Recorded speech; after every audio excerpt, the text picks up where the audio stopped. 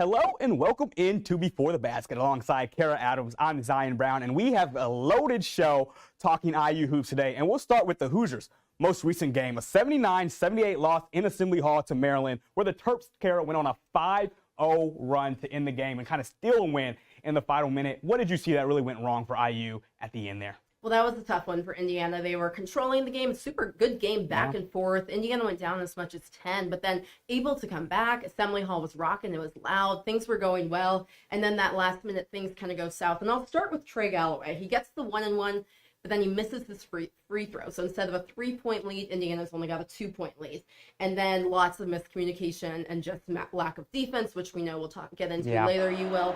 Especially, and Rodney Rice able to get free from Miles Rice, drains the three. He'd been hot all night, and so Maryland goes up by 1, and then there's still 10 seconds or so left. Indiana's got time. Mike Woodson calls the timeout, and then things kind of get miscommunicated and crazy. He's taking out Umar Ballo and Anthony Leal, who had a great game, putting in Kenzie McBacco and Luke Goody, and then miscommunication. Miles Rice doesn't take the screen like he was supposed to. He learned in media.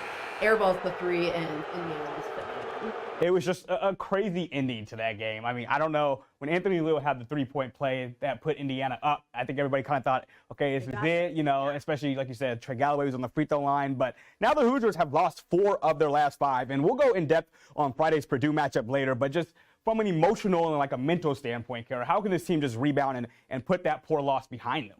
It's tough, and Indiana's in a tough position right now. They've got a really tough couple of games coming up ahead, but they have 10 games left in their season. But I think Anthony Leal said it best in post-game media. He said they've got 10 games left. They want to win all 10, and these are golden opportunities for them to get some of those big quad one wins, get some momentum before the Big Ten tournament, and try and almost turn this season around for them. And so I think for Indiana, the most important thing for them is to control the controllables. As we saw in that last minute of the Maryland game, that was just kind of lack of communication, lack of defense and just losing your man. Those are things that you can control. And so I think if Indiana can kind of get those little things back on track, then they can kind of start to find some rhythm and some groove again in their season. But they have to come together as a team, and they really have to just finalize those minor details if they're going to win some of these games. Yeah, and Maryland in that game shot 12 of 24 from beyond the arc, and that has been a big reason for the Hoosiers' lack of success lately is their 3-point defense. So when we come back, I'm going to head over there to that wall and break down why IU's opponents are shooting so well from beyond the arc lately. Over Indiana's last 5 games, opponents are shooting a total of 42% from 3, and that is not a coincidence or an accident. A lot of that has been because of the Hoosiers' poor communication and off-ball defense, allowing teams to shoot open threes. So let's take a look at the last 2 games and see why these shots are happening for the teams IU is playing. This is the Northwestern game, and right here we just have Northwestern putting in Kenzie McBacco in a pin-down action. He gets lost. It ends up being an open 3 for Martinelli, and IU actually that time got lucky that he missed it. But this is the same game. They won run screen. McBacco gets through that, but then they run it right back at him. He's not ready to get through it. Ty Berry shooting about 38% from 3 this year, and he drills that one from beyond the arc. Now we go to the Maryland game. Even when this team is forcing misses, strange thing happens. The ball gets loose, and somehow there's 3 defenders there, and none of them for IU come up with the ball, and then they don't identify Rodney Rice, who had the hot hand the other day. They don't identify him. Wide open 3 again on a miscommunication. This was terrible defense in the second half by IU. As we see right here, this is maybe the worst of the game. A miscommunication on this switch. Malik Renew does not think they're supposed to switch. Trey Galloway did. And you see how far back Renew was. It leads to Gillespie, one of the best 3-point shooters in the country this year, getting an open 3 in the second half. Once again, we have some screening action here. And right now, Kenzie McBacco just overhelps. It's covered. For some reason, he jumps out, and it's an open 3 again for one of the great shooters on that team in Miguel. And this is the last play of the game. You pause it right here. Miles Rice just takes his eyes off of Rodney Rice. Once again, he was the man in that game, and Rice finds enough space for the 3. If this Indiana team is going to make some sort of comeback this season and prepare and be better going forward, it has to start defensively and not giving up open 3s. It'll have to start this weekend against Purdue, who shoots 38% from 3. Let's talk more on Purdue in a moment. Welcome back to Before the Basket, where we are now joined by Joe Jackson of Feed the Post. Joe, how's it going? Good. Appreciate you guys having me on. I'm excited to talk hoops as always, but especially to talk about what I think is the best rivalry in college basketball. So yes, indeed, we are here to preview the matchup on Friday between IU and Purdue. And we want to ask you some questions about the Boilers to start, really. This team is 8-1 since kind of taking an embarrassing loss against Auburn back in late December. Just what have you seen from the Boilers that has helped them rebound and really go on this hot streak into Big Ten play? Yeah, it's all started on the defensive end. This was a team coming into the year I did not have high hopes for defensively that held true through the Auburn game, and they've pretty much switched their defensive style since then. It has been the best comparison is they run a style very similar to what Nebraska does. Going to put a lot of bodies in the paints. They're going to live with teams shooting threes. Going to be really, really pressuring the perimeter, and that's really changed their season. I mean, this is a team that through the first 2 months did not force many turnovers at all. They are currently number one in Big Ten play in terms of forcing turnovers. It's coincided with a change in the starting lineup, CJ Cox and Caleb First being put back into the starting lineup, but just it really is the defense, right? Braden Smith, TKR, I know we'll talk about them. They're awesome. But the defense has just really, really changed the outlook of this team this year.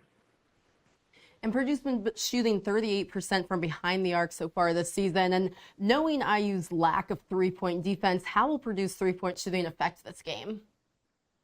Yeah, I mean, I would expect Purdue to be able to get some pretty good looks. And the tough thing for teams coming into Mackey is Purdue just shoots much better in Mackey Arena compared to away.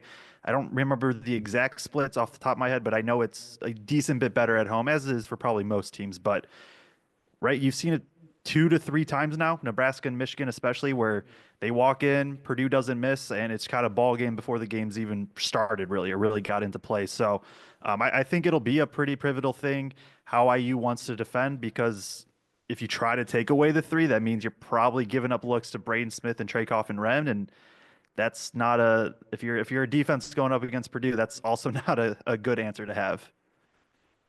Joe, earlier you kind of hinted at the fact that, just Braden Smith and Trey Kaufman-Rand have really been two of the best players in the Big Ten this season. What has made those two so effective, whether that's as a partnership or just kind of them searching for their own baskets and their own points as well? Yeah, they're I know Michigan has their duo of Wolf and Golden that's been awesome, and there's a few others, but I think you could make the argument that Braden Smith and TKR fit together better than any guard big man duo in the conference, maybe the country, just with how they want to operate. Braden Smith loves coming off pick and rolls where he wants to get downhill. He's super comfortable getting to that 15-foot pull-up. But if teams commit to him, he just is going to throw a little short pocket pass to TKR. And so now, Kaufman-Renz, he'll catch it anywhere from 10 to 16 feet out. He's been one of the best, statistically one of the best floaters in the entire country this season. So he can catch it, just go right up. I would expect to see a lot of that against IU, where they play that drop coverage with Balo, with Renew at the 5 spot, and that's going to kind of open up those mid-range looks of Brain should be able to get to the pull-up. If you commit to that, TKR can get to those little floaters. He can back down one dribble, but they work so well together, and it helps obviously Braden being, in my eyes, the best passer in the entire country, and maybe if you want to make the argument, he's top 3 instead of number 1, cool, that's fine with me. But he just has an uncanny passing ability. There are passes he makes that nobody really is even going to consider making, and he's able to do it. And then TKR has really good hands to catch those passes too. And so you put those two things together, you have a system that Painter runs where, and I think Painter deserves credit of kind of revamping the offense. Do they still throw the ball in the post? Absolutely, to TKR in that. But this is a lot of pick and rolls now. And any sets that they run are going to generally end up with a Braden Smith TKR pick and roll. And it's been a dynamic duo. Painter trusted. Painter was willing to just run it over and over again until teams can try to stop it. And really, especially since the Auburn game, nobody's really been able to stop it. You mentioned it earlier, Joe. 6 straight games for Purdue forcing 15 or more turnovers. That's astonishing. Just from an offensive perspective, what can an offense like IU or anybody who plays them do to kind of navigate against that and make sure they're not giving the ball away? Yeah, I think, and like I said, if you asked me this question or 2 months ago, would have never expected to be oh yeah, Purdue pressures the ball a ton and they force turnovers and they get deflections. It starts with the guards and Miles Rice just taking care of the ball simply. Purdue doesn't press per se, anything like that, but they will have, CJ Cox, who's started for the last handful of games, freshman. he's going to pick up Miles Rice full court. And if you watch the Michigan game back, CJ Cox basically ended the game within the first minute and a half. He ripped Trey Donaldson twice in the backcourt, 2 easy layups. Braden Smith picks off a pass, another easy layup. It was like 8-0 within the first minute. And from there, in Mackey Arena, you're just not coming back from that. It's very, very, very hard to do. But so it starts with that. Then I think from there, right, you look at guys like Balo and Runu who work in the post a lot, or these kind of dunker spot areas. Purdue's going to double the post. It's what they've done, and what they like to do is, say TKR is on Balo, and Balo gets the ball in the post. TKR kind of shades the top of him, and so he wants to force Balo baseline, and knows that, okay, I'm going to have help coming over, whether it be first or Fletcher or whoever's rotating kind of over from the other block, from the other corner. And so the double comes from there. And so you have to have good passing out of it. And Balo has had moments, I think, this year, especially where he's had some very good games. He had 7 assists against Northwestern. Where Purdue has been so good is they double, and then a guy like Braden Smith has been just awesome. He basically plays like safety, and just kind of can zone up in the middle. And if you don't make a crisp pass, he's going to pick it off. And a lot of times that's going to end up in 2 points.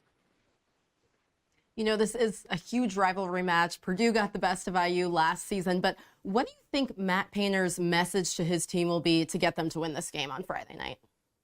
Yeah, I think it'll start with Painter just being like, hey, it's a rivalry game.